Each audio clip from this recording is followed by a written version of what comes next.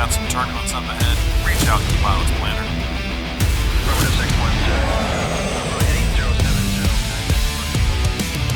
This week on the Wealthy Pilots podcast, we're going to talk about the BOIR element of PQ, whatever this thing is. We're going to have Scott enlighten us a little bit as to what this is, though. Actually, we're going to talk about the BOIR e-filing system. Basically, it's corporate kind of, it's part of the Corporate Transparency Act, Scott, the CTA. So, yep. And highlight some things on this, and what is this, and why is it important, and what are they doing to us now? So, I mean, this is just federal government bureaucracy at its best, but we do got to play nice here, unfortunately, from a compliance standpoint. True. This is I got some really good information from one of our CPA partners, which again, part of why I think I really value working with some of these professionals out there that just know what they're doing and don't fool around with keeping things at a high level and just understanding the details. So, long story short, this is, again, the Wealthy Pilots podcast. And yes. So most of our pilots are building most of their wealth through their 401ks and savings and investments. However, if I went through my book of folks, it would probably be 70% have some sort of side thing. It's one of the beautiful things about the profession. They have, when they're working, they're 100% on, a lot of times for days at a time. Can do private flights or whatever. Yeah, but a lot of them have a good amount of time off, and many of them fill that time with, multiple kinds of side businesses. I mean, rental properties is definitely being a landlord is one of the most common quote unquote side hustles that our guys and gals have. But man, it can be everything out there. You got other guys out there that are CPAs, are financial advisors, are consultants of other sort. They do. Yeah. A lot of former military guys, for example, all have coffee businesses now. It's like the new thing for former military to do is go into a coffee business, right? So everybody's got some sort of side hustle. Dude, I mean, it's a perfect example. So on that one specifically, like I was at the Veterans Day thing with the kids the other day, and there's a husband and wife pilot couple that were there. So I was talking to them, and they actually own a coffee shop here called The Flying Joe, and it is USA, or I think USA Today ranked them like the top. It's like a top 5 private coffee shop in the country, and oh, nice, and like the husband he flies full time for FedEx and stuff. So we were kind of laughing just like how with that time available outside of the cockpit, they got some capacity to take on other projects, which is cool. Yeah, very cool.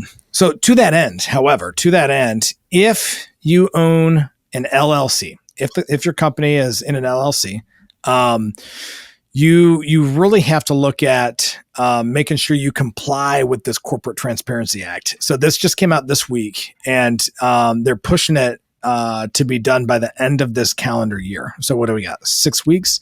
So it's got a lot of people kind of Yeah, so you have to file before January 1st. And at the end of the day, if you don't file, the filing is pretty easy. It's like one form. And what they're wanting to do is they're wanting to get clarity on who owns this LLC. Corporate Transparency Act. Yeah, I guess we should have said that it stands for the Beneficial Ownership Information Report. Yes. And it's under the Corporate Transparency Act, the CTA. So anyway. Yes. Well, in what the database they're building is called the BOSS, right? The Beneficial Ownership Secure System. So whoever the czar of acronyms is in our government must just love this stuff, right? You got the CARES Act, you got the Secure Act setting every community up for retirement enhancement. Like everything is they got to be former military or something. Yeah, for sure. The federal database being called BOSS, I mean, that probably cost us $1 million to come up with that name, but had to pay a consultant for it. But but in essence, what all they want to know is who's the main owner of this LLC. And I think a lot of it comes from, you have these shell LLCs that own other LLCs that own other LLCs, and it can get kind of confusing to track like who owns what business out there. So I think that's what they're trying to get to the bottom of. But again, it's no joke, right? So the failure to comply, or maybe they word it a little bit more softly as non-compliance, is $500 a day. $591 a day. Oh, they upped it then. So $591 up to $10,000. And so it is a chunk of change. So you don't want to be messing around with that. A little bit, yeah. But again, even if you just own rental properties held in an LLC, you got to do it, which is kind of a pain. If they're not an LLC, you don't have to, but there's some other nuances to it. But, it's one of those things it's a small nuanced detail. Mm-hmm. But again, if you're not working with a CPA, then make sure you get on there and you Google it and you figure it out. If you are working with a CPA, this is just something that they can probably help you file. I actually filed mine through LegalZoom. It was $150. It was super easy. Okay. But you fill out a form, you put your driver's license into it, and then it's done. So it's a pretty easy process, but it's one of those things that, people do want to make sure that we get it done. Yeah. I mean, there's definitely some information out there. If you go to FinCEN.Gov, and we'll put a link in there for folks to check that out. There's the BOIR-E filing. So again, there's some other things out there that'll kind of do it for you. But I think if you want to read more, understand more from the government standpoint, then you can go to the government website, which again is FinCEN.Gov. Well, and I'll include too. Let's include the link from Jason Watson. He's one of our CPR strategic partners. Okay.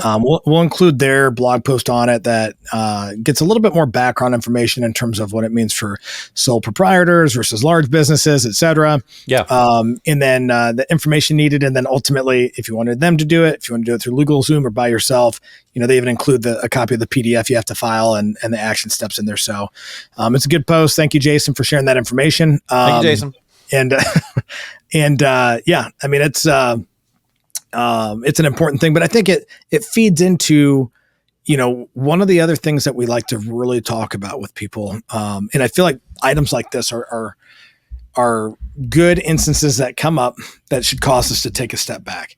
Like, what are the odds that 100% of all the businesses out there get this in on time by the end of the year? Yeah, not happening. And the amount of fees that people are going to have to pay and penalties and fines. And so I think there's an aspect of this sometimes that it's worth considering, bringing somebody like a CPA or an attorney into, maybe not ongoing, but at least for a one-time consultation to make sure you are being compliant. Am I compliant? Yeah, exactly. This kind of fills in with that conversation we were having previously on the turmoil in the airline industry and not kind of falling in love with your current situation when everything's going well. Mm-hmm. Things go wrong. And, if you can take some of that liability off to have a CPA do it, have an attorney do it, and get some of that liability off of you.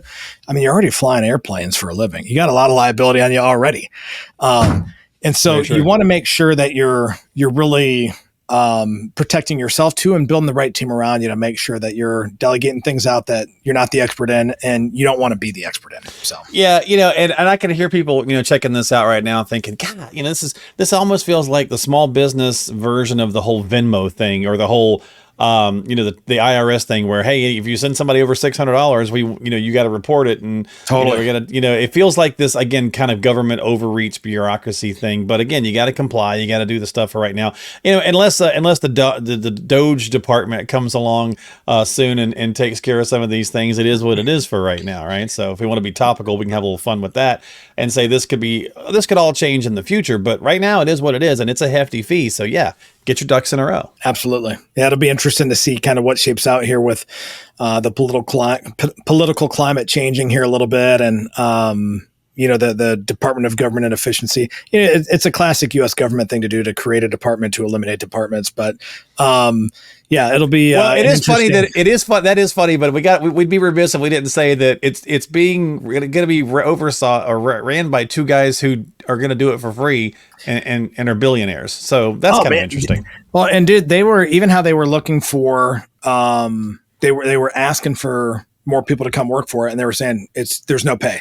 So yeah. Some of the stuff you guys see out there, it's hilarious. Like $1.2 million annually to study the effects of fish, alcohol on fish. I mean, some of this stuff is ridiculous, right? So I think we can all definitely agree to that. We can definitely be better beneficially used. But something like this, to your point, there's shell company after shell company. There could be a point, there could be a necessary, kind of evil behind something like this. So maybe it is it's something that needs to happen. But again, until whatever the law of the land changes, you need to comply so that you don't get hit with this, basically $600 a day. That's hefty. Right. Well, and I think, if you look back at some of the history of where this was coming from, a lot of it, if you've heard and read up on any of a lot of the housing issues where you have some of these real estate funds within, State Street, BlackRock, Vanguard, that are just going out there and buying homes and turning them into rentals, buying homes. And that's a little bit of what they're trying to get to the bottom of. It's like who owns all these LLCs? Is it American companies? Is it Chinese companies? Are we accidentally or letting a lot of our real estate get bought up by international owners versus when we got people that can't afford to buy a home nearby? So I think they're trying to get to the bottom of that, which will be good. But sure, is the government able to really do that for us? Who knows? That seems like it could be a challenge for them. But yeah, at the end of the day, it means more paperwork for us, and make sure you get it done. Absolutely, especially if you got a small business or if you got a side hustle, as Scott said. Even if you're already flying for a major airline or you're doing some stuff on the side, or maybe you've stepped away and you're now full time starting a small business or whatever the case is. If you need some help, we're going to put some links in the show notes for this week's episode. So again, check those out. Click on those. Do a little bit of research for yourself, but we'll put all that information in there for you. And if you need some help, of course, reach out to Scott. He'll be available to talk with you. You can find him online at retireairlines.com. That's retireairlines.com. And we'll have that, again, link in the show note details for this week's episode. And as always, don't forget to subscribe to us on Apple, Spotify, and YouTube. And we'll see you next time here on the Wealthy Pilots Podcast with Scott Osborn. Is your 401k working as hard as you are? Let's find out at thepilotspanner.com to get started with your free full thrust 401k toolkit. Come see what a good financial co-pilot can do to help make sure your retirement is ready to take flight. Visit us at thepilotspanner.com. That's thepilotspanner.com.